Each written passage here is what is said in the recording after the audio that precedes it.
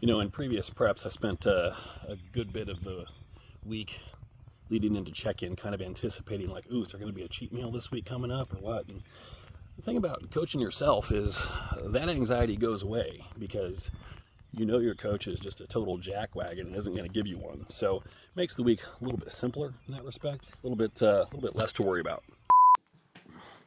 So yeah, no lie, it's a little bit different going into a prep when you know you don't have the possibility of a weekly cheat meal hanging out for you each week. It's just a non-factor, so you get to go about your business a little bit more peacefully. We talked about that a little bit last week, just keeping that out, being mentally okay with it, and just eating a little bit more because you're not going to be losing so much of your deficit through that one meal. So, hey everybody, how are you doing? I am Darren Starr. We are 13 weeks out now.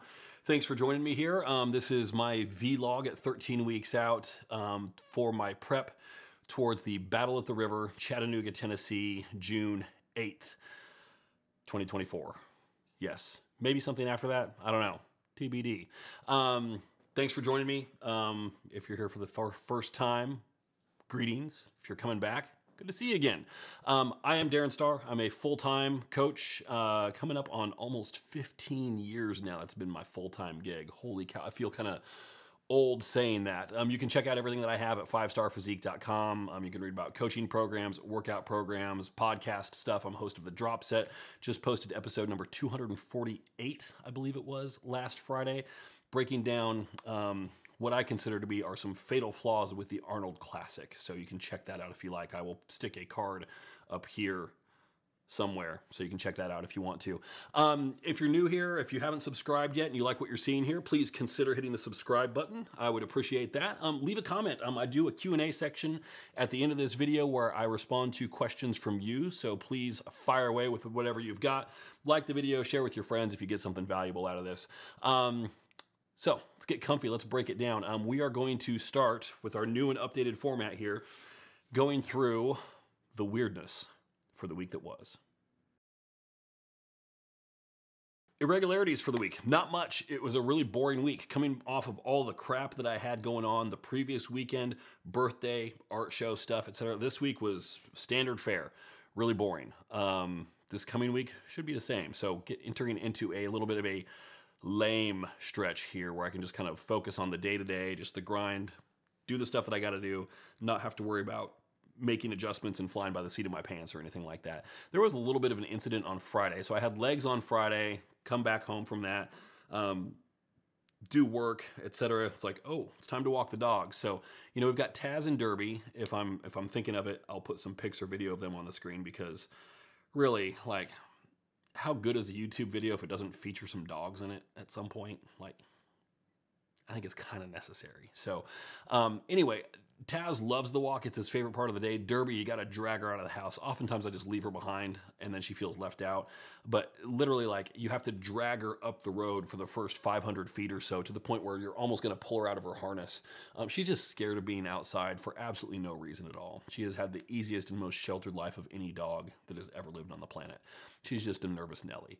But once she gets about 500 feet from home, then she's good. But for that first 500 feet, we've got to hype her up. We've got to be the hype man. So it's like calling her name in kind of a high-pitched voice, kind of dancing for her a little bit, and she's dragging behind. So, like, I have Taz, who's pulling me forward this way. I've got Derby, who's pulling me back this way. So I'm telling Taz, hold on, chill out, buddy. Got to get your sister online here. And so I turn around. I'm calling here. I'm kind of like running in place to get her like jazzed up. And so eventually she starts to come a little bit. So I turn around, and as I'm turning around, something happens to my right knee. I don't know what it was, but it was knee pain like I've never experienced before. There was no pop or anything like that, but it felt like there should have been a pop. I was like, oh my, and so I was limping, like I was just underway with the walk. We were about 400 feet from home. But like, Taz needs it. So at this point, I'm like, we gotta do it. So I'm limping the whole time. When it gets to a downhill stretch, like every step is like a 9 out of 10 on the pain scale. I'm like, oh my God, the show is over. This prep is tanked, or I'm gonna have to do men's physique. I can't train legs. Oh my God. I'm limping around all the rest of the day. We have band practice here that night. I'm sitting at the piano, I have to use the sustain pedal. I have to use my left foot on the sustain pedal because my right is like acting up. Like there's just the smallest amount of knee action that happens with that. That was pissing off my knee too. So I'm like, oh God. I didn't take anything for it. I'm a big believer in not medicating injuries like that, especially if you don't know what they are, because that pain response is useful. And that's how you can adjust what you're doing and how you can develop a better idea of what exactly is the problem with it. There are exceptions for that, but typically, like I'm not a pain med guy because I like that response. To quote Captain Kirk from Star Trek V, the only good line of that movie, "Don't take my pain, I need my pain." It's a really terrible movie, but it's a good line and well delivered. So I go to bed, wake up on Saturday, and it was like 90% better. And Sunday, it was fine. Today, did legs, made PRs versus last week. So who knows? That was the most irregular thing that happened this last week, thankfully. Weekly wins. Well, the fact that my knee healed quickly is a weekly win. Other than that, just the fact that every day was executed to perfection was kind of a win. But that's also kind of the expectation, so I'm not counting that as a win. Any big victories? No, it was just a solid week, fairly boring, which in prep is kind of what you want. There were some things that I'd like to have done a little bit differently, or some outcomes that I would like to have had happen a little bit differently. We'll get to those shortly.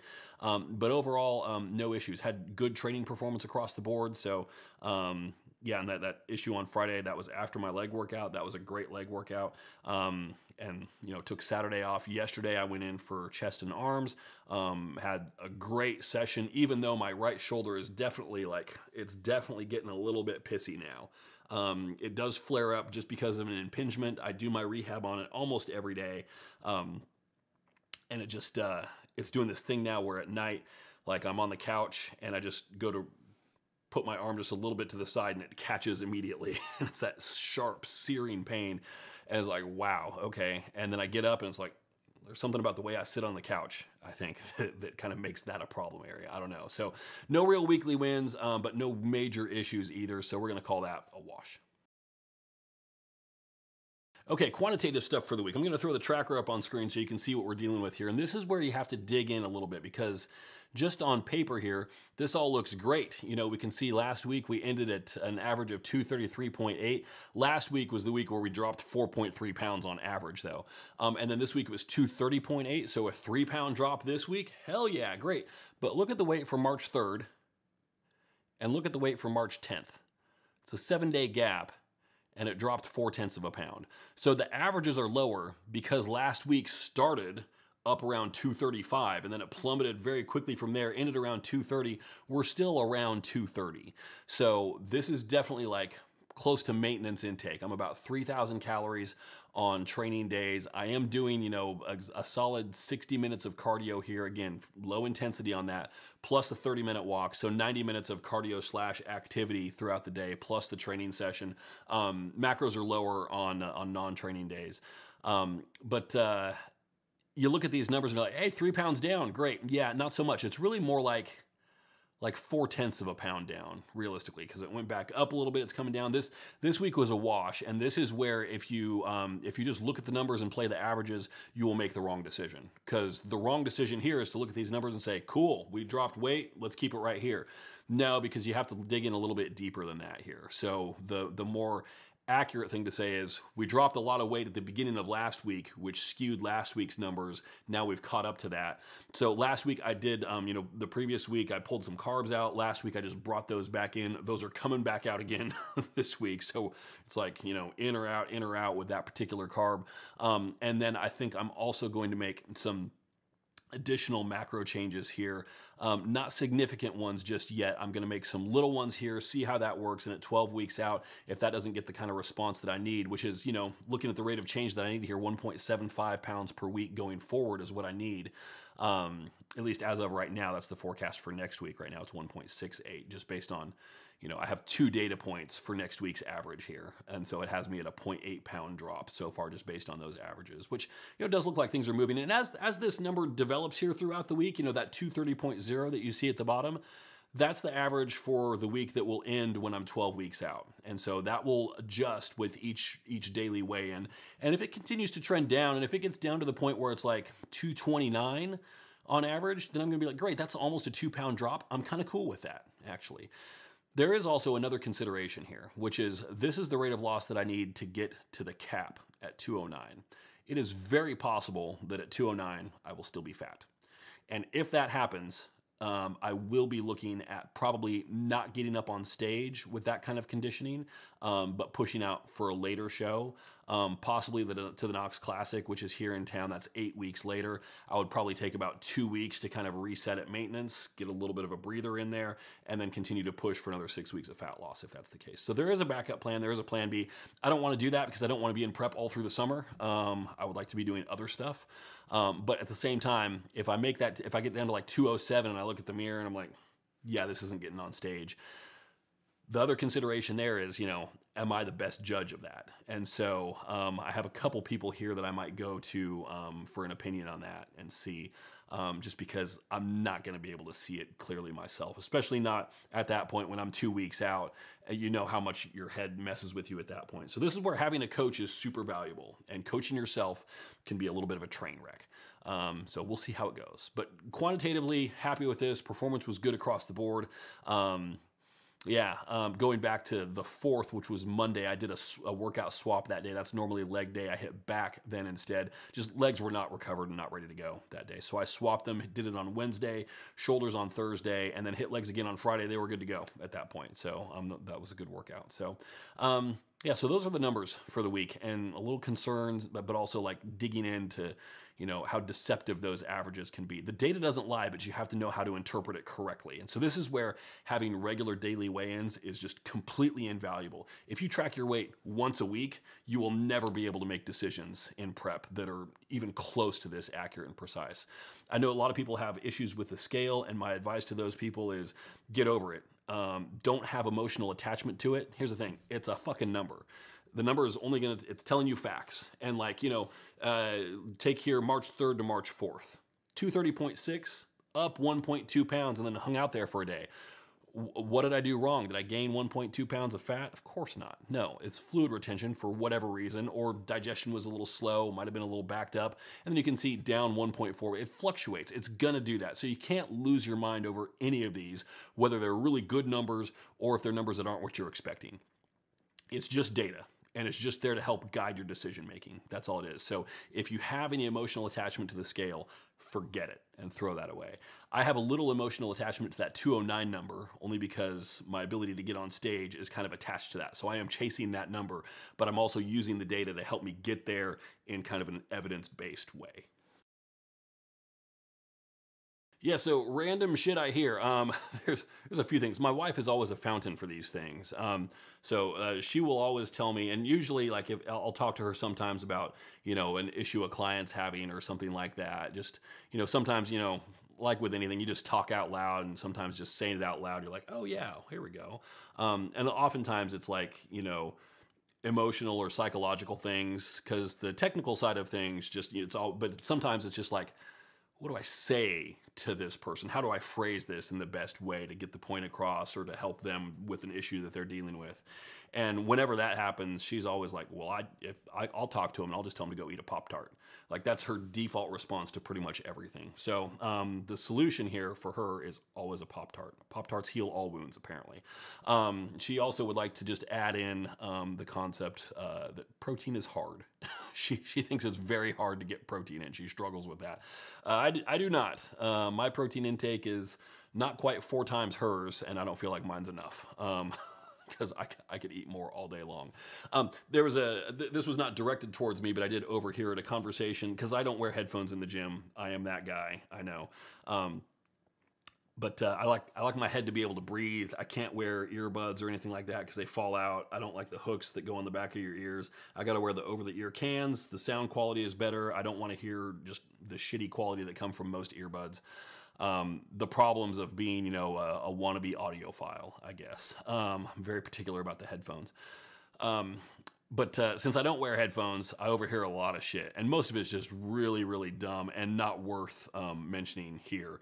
There's a lot of it. But this just struck there's 2 guys, 20-something guys that were behind me just doing some really bad workout like they were trying, to their credit. Their workout design was terrible, and they weren't really, I don't know what they were trying to do.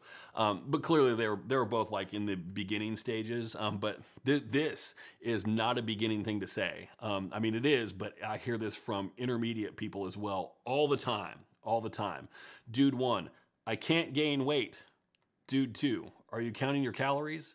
Dude 1, no, but I know I'm in a surplus. If you're in a surplus, you would be gaining weight. That is a fact governed by the first law of thermodynamics. So the answer here is, and I guarantee this is universally true with everybody, if you are not tracking your calories, you are not eating as much as you think. Caveat, if you are trying to grow and you are not tracking your calories, you are under eating. You are not eating as much as you think. I promise you. I promise you. Universally, when new clients sign up with me, I ask them, tell me about your intake right now. They'll say, I'm eating X calories. I always know it's maybe 2/3 of that in practice. And I will write a plan that is maybe 2/3 of that, and they will tell me that they can't get it all in, which tells me like, no, you were not eating that many calories. Those are always guesses. This is a universal truth that almost never has exceptions. And the way that you know is if somebody's like, I think I eat about 3,000 calories. Like that tells me you're probably eating about 2,000 realistically. Now, if somebody says, I'm eating 3,000 calories. These are my macros. This is how I do it. I track it daily. Like, yeah, okay, probably. But if it's ballparked, if it's guessed, if it's estimated, no, I guarantee you're short. Some dude today, and this was like exactly the ego hit that I needed here at 13 weeks out, came up to me. I'd never seen him before. And he said, dude, I just wanted to tell you, like, your back is freaking huge, man. You look ripped. And I'm like, okay, first of all, I was wearing like the baggiest t-shirt that I own, so he couldn't even see it. So I'm wondering if maybe he saw me a different day and just wanted to say something that day. I don't know. Either way, thank you, dude, whoever you are, because that's exactly the kind of thing that somebody like me needs to hear periodically, because I don't see it myself. I don't know if it's true also, but he thinks it's true, and that's good enough for me. Put him on the judging panel, please. Absolutely. Absolutely. We need more guys like him. Qualitative stuff for the week. So I got a few videos to show here. I have the posing video from Sunday morning. I also have a posing video from the posing room at Armor where I trained on Sunday. So that's a post-workout video. You can kind of see, first of all, big differences in lighting, but also cold versus with a pump. I might put those side by side and just stick my face in the middle or leave my face out, and it can just be a, talking head kind of thing. So what do we see? I don't know. It's still just, I don't think I'm fat anymore, but I do think that I'm not terribly impressive looking. So that's got to get fixed somehow. And the thing with bodybuilding is as you get smaller, you look bigger. So as the fat whittles away and your body physically decreases in size, the volume of your body goes down, the muscle starts to become more prominent, because it's what's pushing against the skin, not your fat. And so it looks way more impressive. You look a lot more detailed. You look bigger. That is the illusion of bodybuilding. So I'm waiting for that magic to happen, because right now it is not. So I am waiting for it, not terribly patiently, but I am waiting for it. So I still feel okay. Sleep has been good. I wake up almost every night a few times with my shoulder just in screaming pain. And it's just because I sleep on it like a dumbass. That's more than anything else. That's the source of my impingement, is just my really, really poor sleeping positions. Training has been good. Fatigue is fine. I really wanted to get in a nap over the weekend. Didn't have time. Survived. I feel fine today. Appetite is the thing that's starting to creep up a little bit. So even with increasing carbs last week, my appetite took a big jump up. And so I'm just thinking here, like, I still feel fine, but I'm also thinking like I'm 13 weeks out. At this point in past preps, I would have been 3 weeks into this prep. Right now, I'm 9 weeks in. So it's a little bit of a difference. And so 13 weeks remaining seems like a lot longer than it has in the past. So I'm thinking about that. We're not to the point yet where this is going to start to look like a hostage video, but another 4 or 5 weeks it might. So appetite definitely ticking up a little bit. Food fixation and thinking about stuff, I'm still okay with that. It's not really a big deal. We did have our band practice on Friday night. I guess that was an irregularity, but it's fine. It's just, our other singer comes over to our house oftentimes we'll all three have dinner together. It wasn't time for me to have dinner yet, so I made a protein shake and did my meal prep while they were eating for a meal that I was going to eat after band practice. So they made some stuff. It was like some Trader Joe's frozen meatballs with some gnocchi, and it looked so fucking good. Oh my God, it looked so good.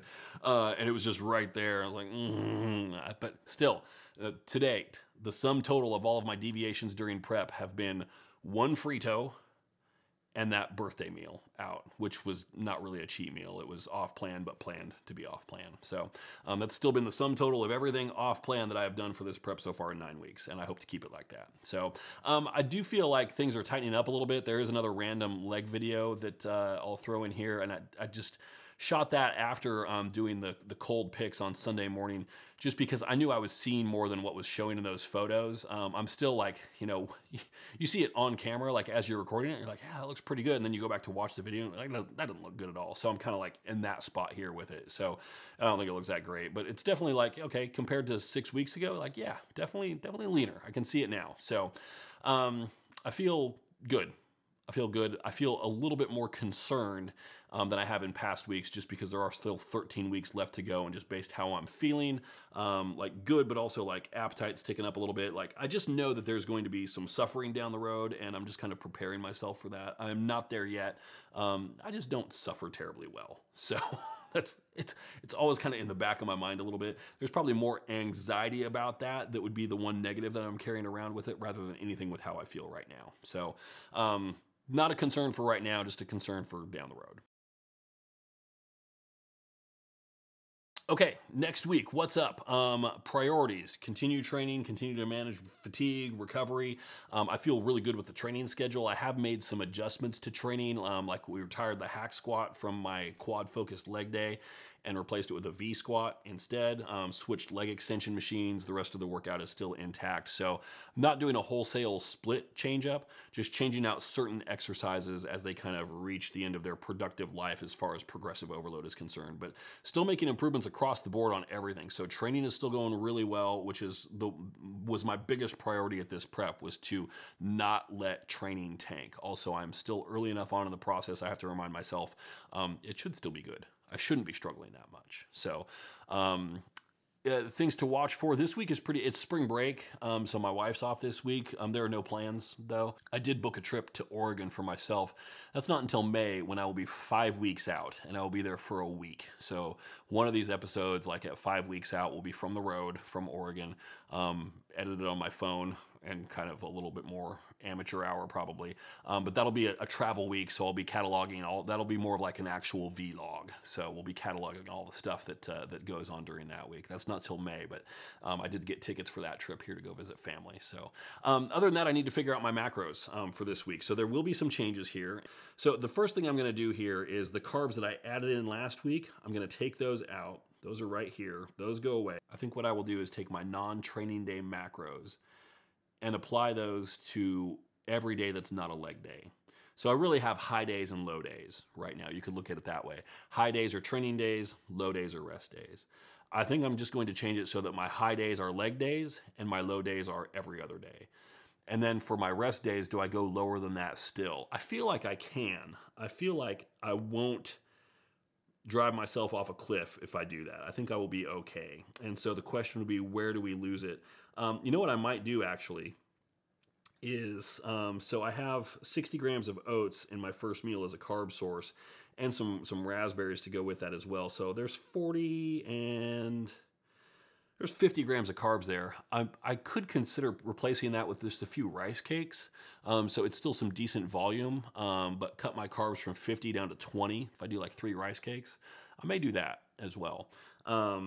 Just, you know, I want to lose some carbs. I don't want to lose a lot of food volume. And at that point, I'm not pulling carbs out completely from another meal. Like my other option is to get rid of the carb that I have in my second meal with a shake. But if I can keep that in, that'll help promote a little bit more normalcy. So I think I'll do that, which means I have to go buy some rice cakes for tomorrow is my next rest day, actually. So we'll do that. I don't know what the numbers are for that yet, but well, let's do it live here. Let's not. This episode's too long as it is. I will do that offline, and I will post that on screen here so you can see the full numbers here. So we have leg day macros, we have normal training day macros, which are the old rest day macros. And then we have the new rest day macros, which are lower than what we've seen before, but only by about 30 grams of carbs. So I think that's pretty reasonable. And realistically, I'm just gonna be down to about 2,350 calories on those rest days, which is fine. We'll still do cardio on those days, so it should be all good. So I feel pretty good about that plan. And I also think like, that will get me my 2 pounds down for the week that I need. And then the question becomes, you know, what happens the next week, as always. So last but not least, before we forget, Q&A. So we only have 2 questions this week, but like I said, leave a comment down below with your question, and I will get to it for sure in this segment next week. Michelle asks, question, how to manage fatigue during prep, not only performance, but day to day.